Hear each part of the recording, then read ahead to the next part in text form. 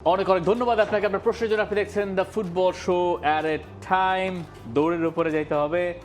আমরা প্রথম প্রশ্ন দিয়ে শুরু করি। মুহিত হাসান, আর্সেনালের জয়তে যেমন তৌসিফ ভাই অনেক খুশি, তেমন আমার একজন বন্ধু আছে, সে আর্সেনাল ভক্ত, সে তো মহা আনন্দে আছে আজকাল। তৌসিফের জন্মদিন গেছে, সো বিলেটেড হ্যাপি বার্থডে। আমরা যদিও টাইমলি উইশ করেছি, এবং জন্মদিনের ঠিক আগেই তৌসিফ জয় দিয়ে প্রিমিয়ার লিগটা শুরু করতে পেরেছে। জন্মদিনের বেস্ট গিফটটা সে ওখান থেকে আসলে পেয়ে না গেছে। জন্মদিনের আগে না, তো পরেই। খেলা তো একটা না, রাত একটা শুরু ও হ্যাঁ, একটাই। জন্মদিনের প্রথম প্রহরে আর্সেনালের জয়ের মাধ্যমে সে সেলিব্রেট করতে পেরেছে। He is a happy man after all. এবং তার বয়স 9 থেকে 10-এ এলো। আপনারা তার জন্য দোয়া করবেন। ভালো ছেলে, শিশু একজন।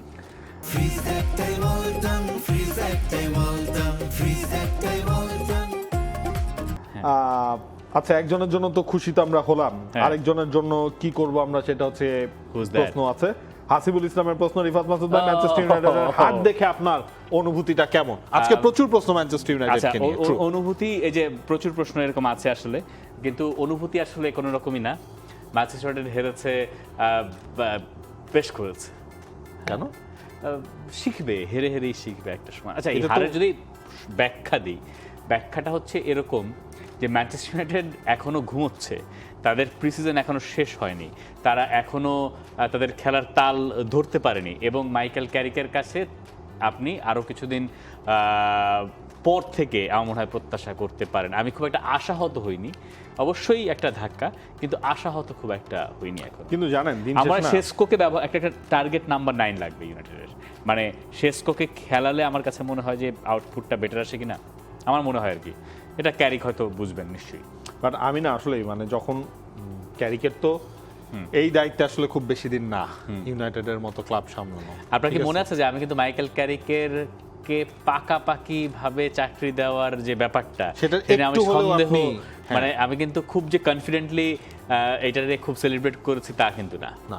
কিন্তু ধরুন যে যখন ব্যস্ততা আসলে শুরু হয়ে যাবে, যখন চ্যাম্পিয়ন্স লিগ ধরনের competition, champions league, FA cup থেকে শুরু করে বাকি সবগুলোর কম্পিটিশন শুরু হয়ে যাবে, এর আগে যদি একটা শেপে তিনি না আনতে পারেন, তাহলে আবারও অন্য কোনো কেস হয়ে যায় কিনা সেটার উপরও অনেক কিছু আসলে ডিপেন্ড করছে। IN00 বলছেন, দুনিয়ার সবচেয়ে সুখী ফ্যান বেস হয়তো বায়ার্ন মিউনিখ। তারা প্রতি সিজনে তাদের ঘরোয়া লিগের সব ট্রফি জিতে যায়। বেকেনবাওয়ার সুপার কাপে ডর্টমুন্ডকে 2-1 গোলের ব্যবধানে হারিয়েছে বায়ার্ন মিউনিখ। শাবি আলোনসোর পরে কেউ কি পারবে বায়ার্নকে থামাতে? আমার মনে হয় না এইবারও বায়ার্ন মিউনিখকে কেউ থামাতে পারবে। I don't see any team. এবং বায়ার্ন মিউনিখের আসলে ধরেন ওই সুখী মানুষদের আরেকটা জিনিস, মানে সুখের বেঞ্চমার্কটা এখন মনে হয় চ্যাম্পিয়ন্স লিগে শিফট করা উচিত। মানে চ্যাম্পিয়ন্স লিগটা যদি বায়ার্ন মিউনিখ কনফার্ম করতে পারে, এইবার বায়ার্ন মিউনিখের জন্য চ্যাম্পিয়ন্স লিগ আরো বেশি ইম্পর্টেন্ট হয়ে যাবে। গতবার ইম্পর্টেন্ট ছিল, এবার আরো বেশি। গতবার তো তারা শেষ ধাপে গিয়ে বা তার আগে বাদ পড়লো। আইনের আরেকটা প্রশ্ন নেই, আর্সেনালের জলিচের খেলা কেমন লেগেছে আপনাদের? খুব ভালো লেগেছে, খুবই ভালো লেগেছে। এইরকম প্লেয়ার প্রিমিয়ার লিগে দেখতে চাই। আমার মনে হচ্ছে আর্সেনাল একটা ভালো প্লেয়ার পেয়েছে, যে একেবারে ফার্স্ট ম্যাচ থেকেই ঝলক দেখিয়ে দিয়েছে। যা গোল, মানে গোলে সরাসরি কন্ট্রিবিউশন তো ওইভাবে নাই, কিন্তু বিল্ড আপে তার কন্ট্রিবিউশন আছে, খেলা বিল্ড আপে আছে। অ্যাটাকগুলো আর্সেনাল যখন করছে তখন তার সঙ্গে কালাফিওরির বোঝাপড়া, সেটা ভালো লেগেছে। এবং রাইট ফুটেড কাট ইন করে ওই ব্যাপারটা আর্সেনালের জন্য খুবই হেল্পফুল হতে পারে এই সিজনে। এইটা একটা বেশ ভালো আপনি পয়েন্ট বলেছেন। দেখেন, ওই মানে প্রি সিজন বা কমিউনিটি শিল্ড, এরপর হচ্ছে এই ম্যাচ, এই জিনিসটা কিন্তু বেশ ভালোভাবে মানে বোঝা যাচ্ছে বা ফুটে উঠছে আর্সেনালের খেলা। এই জলিস এবং কালাফিওরির সেই বোঝাপড়াটা, মানে এইটা কিন্তু আর্সেনালের জন্য একটা প্লাস পয়েন্ট হয়ে দাঁড়াবে। এবং জলিসের খেলা দেখে আসলে কখনোই মনে হয়নি যে তিনি মানে আর্সেনালে প্রথম খেলতে এসেছেন, বাচ্চা ছেলে, তাকে কি রোয়ে শোয়ে ইউজ করাবেন কিনা আর্তেতা। না, আর্তেতাকে সেই টেনশনটাও মানে একেবারে ভুলিয়ে দিয়েছেন যে আমি তোমার ফার্স্ট চয়েসই হব, মানে একদম রেডিমেড প্রোডাক্ট যেটা বলা হয় না, রেডি টু সার্ভ। এবং আর্সেনাল তাদের যে মিশন, যে আরেকবার প্রিমিয়ার লিগ জেতা, এইটা তাদের জন্য কঠিন হয়তো হবে। অবশ্যই লিগ জেতা তো কখনোই সহজ নয়, কিন্তু ব্যাপারটা মানে তারা সহজ বানিয়েও নিতে পারে। আমি জানি না, তাদের সেই রকম রিসোর্সেস সবই আছে বলেই মনে হলো। ওই দিন তারা কনসাকে ইন্ট্রোডিউস করলো, এসডি কনসা, সো মানে শক্তি শুধু বাড়ছেই। আচ্ছা, পরের প্রশ্ন।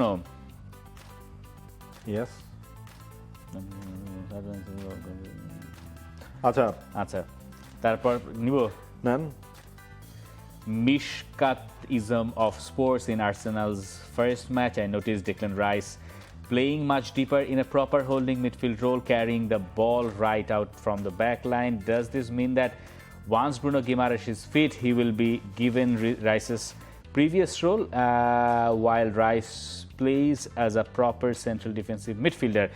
আমি কিন্তু রাইসকে অনেকবার সামনেও দেখেছি, মানে ধরেন আমি বুঝতে পারছি আপনি রাইসকে নিচে দেখেছেন, রাইসকে আমরা নিচে দেখবো, গিমার্সের চেয়ে আমার ধারণা রাইসকেই বেশি নিচে বিল্ড আপে আমরা দেখবো। তবে রাইসকে আমি যথেষ্ট সময় ওপরেও আমার কাছে মনে হয়েছে তিনি শট করলেন 2বার গোল করার জন্যে। আর এই ম্যাচের আমার মনে হয় রাইসের আরেকটা ব্যাপার দেখার মতো যে ডেকলান রাইসকে বিশ্রাম দেওয়া গেছে, আর্সেনাল সেই বিশ্রামটা দিতে পেরেছে। এইটা আরও ঘন ঘন আমরা মনে হয় দেখবো যে তাকে জমিয়ে জমিয়ে ব্যবহার করা। আর গিমারেস আসলে যদি 2 পিভটের কথা চিন্তা করি, তার ভেতরে একজন যদি নিচে ড্রপ করেন উপরে ওঠেন, সেইটা ডেকলান রাইস হয়তো প্রিডমিনেন্টলি বেশি নিচে নামবেন আর গিমারেস ওইদিকে বেশি যাবেন। এইটার নিয়মটা হচ্ছে ওরকম যে একজন গেলে একজন নামেন, একজন গেলে একজন নামেন। সেইখানে হয়তো আপনি মোস্ট অফ দ্য টাইম দেখবেন গিমারেসকে আর একটু উপরের দিকে হয়তো ডিপেন্ড করবে সিচুয়েশন। আব্দুস সানি রাহাত তার প্রশ্ন, রোনালদোকে নিয়ে কিছু বলেন, রেকর্ড যেন তার পেছনে দৌড়ায়। 977তম ক্যারিয়ার গোল হয়ে গেছে। আমার কাছে রোনালদোর হচ্ছে এই হেয়ার স্টাইলটা, মানে নতুন এই হেয়ার স্টাইলটা, এরপরে নতুন সেলিব্রেশনটা, এইটা বেশ পছন্দ হয়েছে। এবং সবচেয়ে ভালো কি লাগছে দেখেন, 1000 গোল থেকে আর মাত্র 23 গোল দূরে। আমার না রোনালদোর এই নতুন হেয়ার স্টাইলটা মানে কালারটা পছন্দ হয় নাই, মানে কালারটা হ্যাঁ হেয়ার স্টাইল ঠিক আছে, কিন্তু কালারটা জানি কেমন, জার্সির সাথে অনেক সময় মিলে যাচ্ছে। কালারটা জানি কেমন, মানে এটা মনে হচ্ছে যে একটা ফিল্টার মারা হয়েছে আর কি চেহারায়, ক্রিস্টিয়ানো রোনালদোর চেহারায়। অবশ্য তার চুলে পাক ধরেছে, চুল পুরোটাই পাকা, আসলে অনেক খুব পাকা। স্বাভাবিকভাবে মানে পর্তুগিজদের চুল কি একটু আগে পাকে, মরিনিওর চুল পাকছিল অনেক আগে, রোনালদোটা পেকে গেছে, ফিগোর চুল মনে হয় পাকে নেই এখনো, হ্যাঁ কালো না পুরো কুচকুচা, ফিগো এই কলম দেয়, কলব তো মাস্ট কলব দেয়, এটা স্বাভাবিক, কারণ ফিগোর যে বয়স হচ্ছে এখনো যদি সেই কালোটা ধরে রাখেন সেখানে অনেকে থাকেন না যে স্বাভাবিক। ভাই আমার সবচেয়ে ভালো লাগে পেপে, হ্যাঁ ঠিক আছে, তার যে চুলের পেপের মাথায় তো চুল আছে, সেটা তো হচ্ছে খুবই অল্প, আর না ভালোই আছে, চাইলে রাখতে পারে। ধরুন যে আমাদের আর্মি কাটের থেকেও কিন্তু ছোট কাট। আচ্ছা পেপে ওটা তো সে রাখে, কিন্তু পেপের মাথায় কিন্তু চুল আছে, সেটা তো অল্প না। এদের না মানে এটা কিন্তু যে রোনালদো নাজারিওর মতো ব্যাপার, ঠিক আছে। রোনালদোর তো আমরা জানতাম ছোটবেলায় ভাবতাম যে চুল নাই, কিন্তু আসলে তার মাথাতে চুল অনেক, সম্ভবত এরকমই তো, আমার যতটুকু এখন মনে পড়ছে। আচ্ছা কোনটাকে অঘটন বলবেন মিস্টার মোল্লা ভ্লগস? হাল সিটির সাথে ইউনাইটেডের হার, ব্রেন্টফোর্ডের সাথে টটনহ্যামের হার, ধুঁকতে থাকা সেভিয়ার 2 ম্যাচে 2 জাতি জিতে টপে থাকা, সেভিয়ার 2 ম্যাচে 2 জিতে টপে থাকা, সেভিয়া এবার রেলিগেটেড হয়ে যেতে পারে, সেখানে প্রথম 2 ম্যাচে 2টাতে জেতা বড় অঘটন। না আমি বলবো ইউনাইটেডের হার অঘটন, কারণ ইউনাইটেডকে নিয়ে হাই এক্সপেকটেশন ছিল এবং সেখান থেকে যখন তারা ওই নতুন প্রমোটের একটা সাইডের কাছে তারা আসলে হেরে যায়, তখন আমার কাছে এটা বড় অঘটন। আচ্ছা রফিউল ইসলাম ধন্যবাদ আপনাকে, আপনার যে প্রশ্নটা এটার ব্যাখ্যা দিতে গেলে একটা আলাদা এপিসোড দরকার হবে, তবে আপনার প্রশ্নটা খুবই ভালো। পরের প্রশ্ন হচ্ছে মাহবুবুল হকের, তিনি বলছেন 2026 বিশ্বকাপের সেমিফাইনালের রাজনৈতিক বিষয় প্রদর্শন এবং ফাইনালের প্রতিপক্ষের সাথে সংঘর্ষে বাঁধানো ও হাতাহাতি করার অজুহাতে আর্জেন্টিনা ফুটবল ফেডারেশন এবং জাতীয় দলের কয়েকজন সদস্যকে বিভিন্ন অঙ্কের জরিমানা ও বিভিন্ন পরিমাণ ম্যাচ নিষেধাজ্ঞা প্রদানের বিষয়টি আপনারা কীভাবে দেখছেন? আমি ব্যাপারটাকে এভাবে দেখছি যে এইবার ফিফা দুটো সবচেয়ে বড় নিষেধাজ্ঞা পুরো ওয়ার্ল্ড ওয়াইড দিয়েছে। একটা হচ্ছে 15 ম্যাচের ব্যান, একটা হচ্ছে 10 ম্যাচের ব্যান। একটা লিয়ান্দ্রো পারেদেসের জন্য 10 ম্যাচের ব্যান আর 15 ম্যাচের ব্যান পেয়েছেন আমাদের আলামিন, ঠিক আছে, মানে আমরা এখানে মিলে গেছি।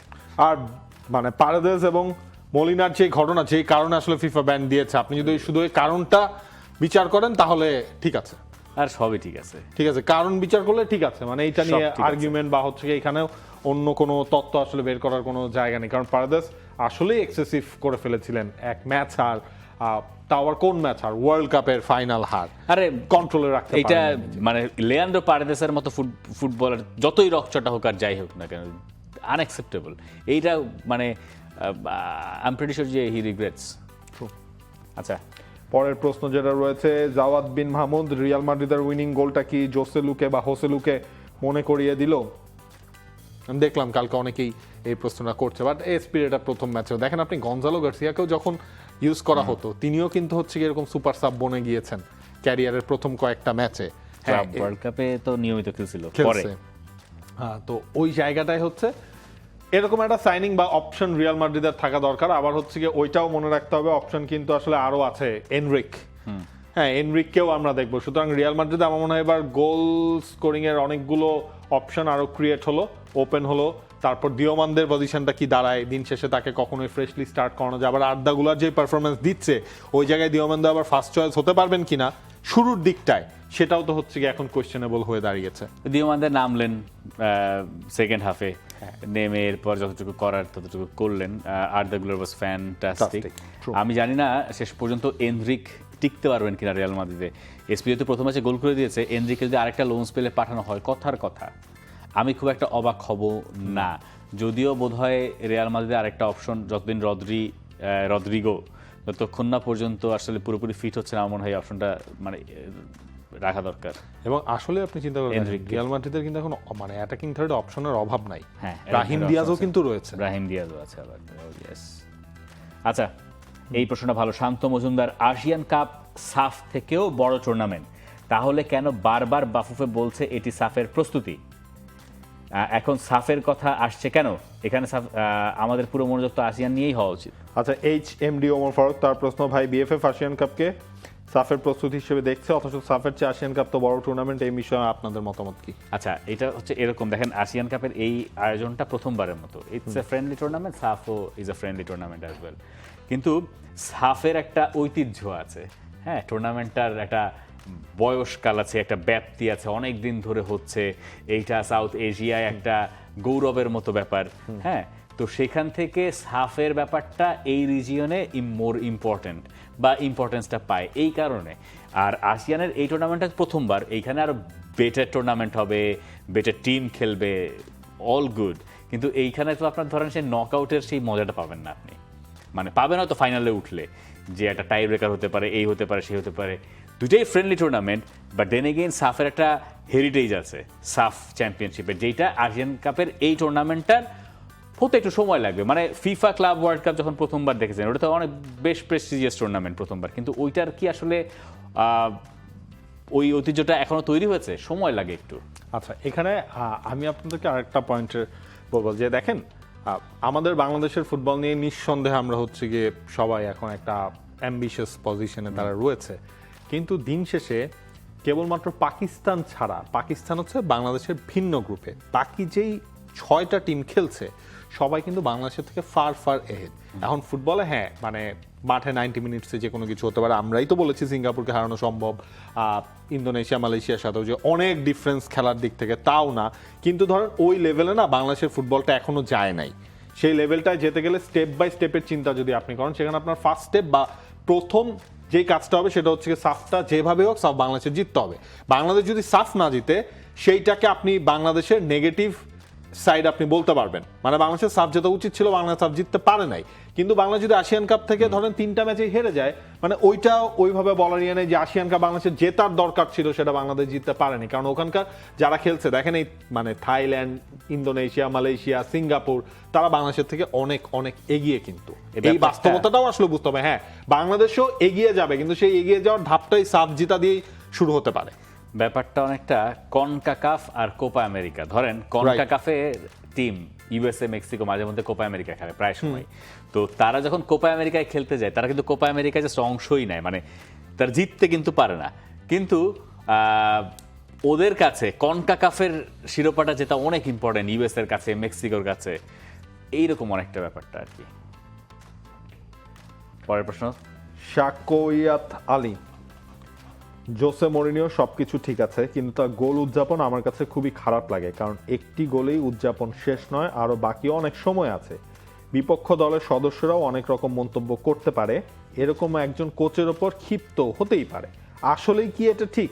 আপনাদের কাছে প্রশ্ন রেখে গেলাম। মানে উনি প্রশ্ন করছেন যে ধরেন একটা গোল হয়ে গেল, মরিনিও সেলিব্রেট করা শুরু করে দিয়েছে। উনার প্রশ্ন যে এক গোল হওয়ার পরে মরিনিও কেন সেলিব্রেট করেন? সেলিব্রেশনের তো সেলিব্রেট করার তো আরো, বা ম্যাচের তো অনেক সময় বাকি থাকে, তখন অপোনেন্টের কেউ যদি মেজাজ হারিয়ে কোচের উপর কিছু একটা করে ফেলে, উনি বলছেন এটা কি ঠিক? মানে মরিনিওর এক গোল হলেই সবসময় সেলিব্রেট করা? হ্যাঁ, করবে তো, গোল করলে সেলিব্রেট করবে না? তার দল একটা গোল করছে, I don't see any problem. Same. পরের প্রশ্ন, হ্যাঁ, তাসকিন রহমান অর্ক, আপনি একটা বড় সড়ো প্রশ্ন করছেন। আপনার জন্য আমার সাজেশন হচ্ছে ডু নট সুইচ, আর if you want to switch start working from now. এই তো গেল শেষ। পরের প্রশ্ন যেটা রয়েছে সেটা হচ্ছে মোহাম্মদ আশফাকুর রহমান বর্ষ, তার প্রশ্ন, আমার কাছে মনে হয় বাংলাদেশ ফুটবল টিম আর টটেনহ্যাম থেকে বাংলাদেশের ফুটবল টিমের টটেনহ্যাম থেকে শিক্ষা নেওয়া উচিত যে ভালো ফুটবলার দলে আনলেই হবে না, ম্যান ম্যানেজমেন্ট এন্ড ট্যাকটিক্স আর অলসো ইম্পর্টেন্ট ফর দিস। কেবল তো এক ম্যাচ গেল ভাই, একটু ধৈর্য ধরেন। টটেনহ্যামের উপরে মানুষ তো ধৈর্য রাখতে পারে না।